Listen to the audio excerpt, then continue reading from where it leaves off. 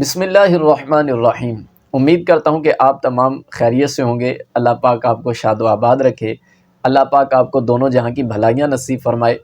میرے ویورز، آج اس ویڈیو میں ہم غسل کا مکمل اور آسان طریقہ سیکھیں گے کہ کس انداز سے ہم غسل کریں کہ جس سے ہمارے غسل کے فرائض، واجبات، سنتیں اور مستحبات یہ ساری کی ساری چیزیں پوری ہو جائیں۔ تو شروع سے آخر تک ویڈیو کو دیکھیں گے تو انشاءاللہ ہم صحیح معنوں میں غسل کرنے والے بن جائیں گے۔ غسل کا طریقہ سیکھنے سے پہلے میں آپ کے سامنے غسل کے وہ 5 اسباب ذکر کرنا چاہوں گا کہ اگر ان میں سے کوئی ایک سبب بھی پایا جائے تو غسل فرض ہو جائے گا۔ تو یہ 5 اسباب توجہ کے ساتھ سنیے گا، اگر ان میں سے کوئی ایک سبب بھی پایا جائے گا تو غسل فرض ہو جائے گا۔ غسل فرض ہونے کے 5 اسباب میں سے پہلا سبب یہ ہے کہ منی کا اپنی جگہ سے شہوت کے ساتھ جدا ہو کر عضو سے نکلنا۔ اگر منی اپنی جگہ سے شہوت کے ساتھ جدا ہو کر عضو سے نکل گئی تو غسل فرض ہو گیا، یہ پہلا سبب ہے۔ اور دوسرا سبب یہ ہے کہ احتلام یعنی سوتے میں منی کا نکل جانا، یہ غسل فرض ہونے کا دوسرا سبب ہے کہ اگر سوتے میں احتلام ہو گیا، منی نکل گئی تو اس بندے پر غسل فرض ہو جاتا ہے۔ اور تیسرے نمبر پر جو سبب ہے غسل فرض ہونے کا وہ یہ ہے کہ شرمگاہ میں حشفہ یعنی سپاری کا داخل ہو جانا، خواہ شہوت ہو یا نہ ہو، انزال ہو یا نہ ہو، دونوں پر غسل فرض ہو گیا۔ یہ جو تیسرے نمبر والا سبب ہے یہ میاں بیوی کے ساتھ خاص ہے، یا معاذاللہ اگر کوئی زنا کرتا ہے تو اس پر بھی غسل کرنا فرض ہو جاتا ہے اس صورت میں کہ اگر شرمگاہ میں حشفہ یعنی سپاری داخل ہو جاتی ہے، شہوت ہو یا نہ ہو، انزال ہو یا نہ ہو، تو دونوں پر ہی غسل کرنا فرض ہو جاتا ہے۔ اور نمبر 4 ہے کہ حیض سے فارغ ہونا۔ یہ عورت کے ساتھ خاص ہے کہ عورت کو مخصوص ایام میں خون آتا ہے، تو جب وہ خون آنا بند ہو جائے تو اس پر غسل کرنا فرض ہو جاتا ہے۔ اور نمبر 5 اور آخری سبب یہ ہے غسل فرض ہونے کا کہ نفاس یعنی بچہ جننے پر جو خون آتا ہے اس سے فارغ ہونا۔ تو اگر بچہ عورت جنتی ہے، اس کو مخصوص ایام میں خون آتا ہے مخصوص مدت تک، تو جب وہ خون آنا بند ہو جائے تو پھر اس پر غسل کرنا فرض ہو جاتا ہے۔ تو آئیے اب چلتے ہیں غسل کے مکمل طریقے کی طرف کہ کس انداز سے ہم غسل کریں کہ ہمارا جو غسل ہے وہ صحیح معنوں میں ادا ہو جائے۔ بغیر زبان ہلائے دل میں اس طرح نیت کیجئے کہ میں پاکی حاصل کرنے کے لیے غسل کرتا ہوں یا کرتی ہوں۔ پھر پہلے دونوں ہاتھ پہنچوں تک 3 بار دھوئیے، یہ گھٹ تک دونوں ہاتھوں کو 3 بار دھو لینا ہے۔ پھر استنجے کی جگہ دھوئیے، خواہ نجاست ہو یا نہ ہو۔ پھر جسم پر اگر کہیں نجاست لگی ہو تو اس کو دور کیجئے، جسم پر جہاں کہیں نجاست لگی ہے اس کو پانی کے ساتھ دھو ڈالیے۔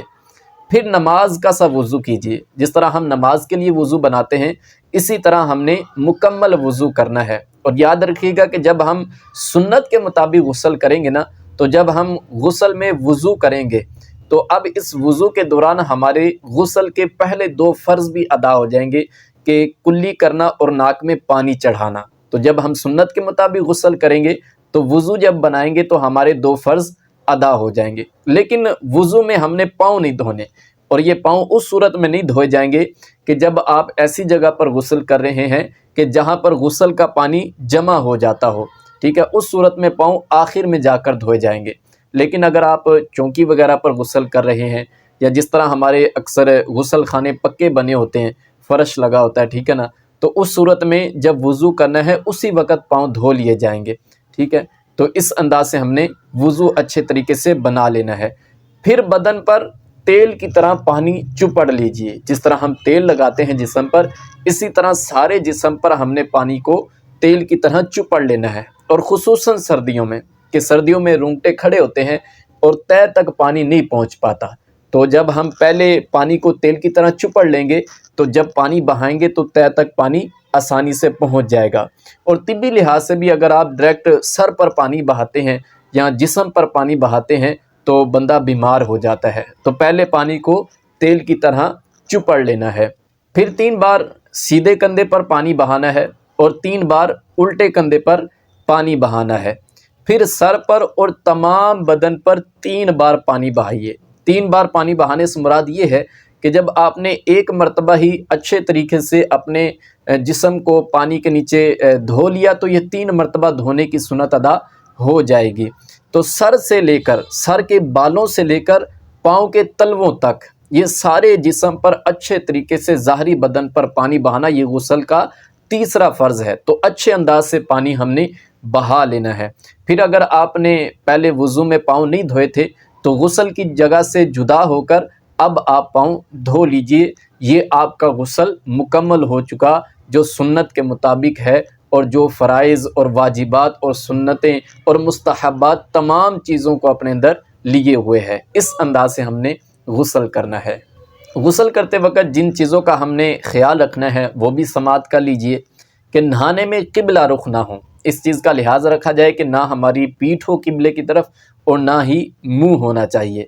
تمام بدن پر ہاتھ پھیر کر مل کر نہائیے، ایسی جگہ نہائیے کہ کسی کی نظر نہ پڑے۔ اگر یہ ممکن نہ ہو تو مرد اپنے ستر یعنی ناف سے لے کر گھٹنوں سمیت کسی موٹے کپڑے سے چھپا لے، اور اگر موٹا کپڑا نہیں ہے تو پھر باریک کپڑے ہی کو 3-4 دفعہ اس کو لپیٹ کر پھر نہایا جائے۔ اگر 3-4 دفعہ اس کو نہیں لپیٹے گا تو باریک کپڑا ظاہری بات ہے وہ جسم کے ساتھ چپکے گا اور معاذ اللہ گھٹنوں اور رانوں کی رنگت ظاہر ہوگی جو کہ گناہ ہے، اور عورت کو تو اس سے بھی زیادہ احتیاط کی حاجت ہے۔ اور دوران غسل کسی قسم کی گفتگو نہ کی جائے، اس چیز کا خیال رکھا جائے کہ ٹنکی شنکی چیک کر کے اور کپڑے اور تولیہ اور صابن وغیرہ لے کے پھر غسل کے لیے جایا جائے کہ اندر سے آوازیں ہی نہ لگاتا رہے، اور کوئی دعا بھی نہ پڑی جائے غسل کے دوران۔ اور نہانے کے بعد تولیہ وغیرہ استعمال کرنے میں حرج نہیں، تولیہ استعمال کر سکتے ہیں۔ نہانے کے فوراً بعد کپڑے پہن لیے جائیں کہ یہ ایک ادب کا تقاضا ہے اور حیا کا بھی تقاضا ہے کہ غسل کرنے کے فوراً بعد کپڑے پہن لیا جائے، اپنے جسم کو چھپا لیا جائے۔ اور اگر مکروہ وقت نہیں ہے تو 2 رکعت نفل ادا کرنا یہ مستحب ہے، اچھا عمل ہے۔ یہ کچھ احتیاطیں تھی جو میں نے آپ کے سامنے ذکر کی۔ اللہ پاک سے دعا ہے کہ اللہ پاک میرا یہ بیان کرنا اور آپ کا سننا قبول فرمائے، اور اگر آپ چاہتے ہیں کہ اسی طرح کی سنتیں اور آداب جو ہمارے معاملات زندگی کے ساتھ جڑی ہوئی ہیں وہ ہم سیکھتے رہیں تو ہمارے اس چینل کو ضرور سبسکرائب کریں۔ انشاءاللہ آپ کو اسی طرح کی سنتیں اور آداب سیکھنے کو ملتی رہیں گی۔ اللہ پاک میرا اور آپ کا ہم تمام کا حامی و ناصر ہو، آمین بجاہ النبی الامین صلی اللہ تعالی علیہ وآلہ وسلم۔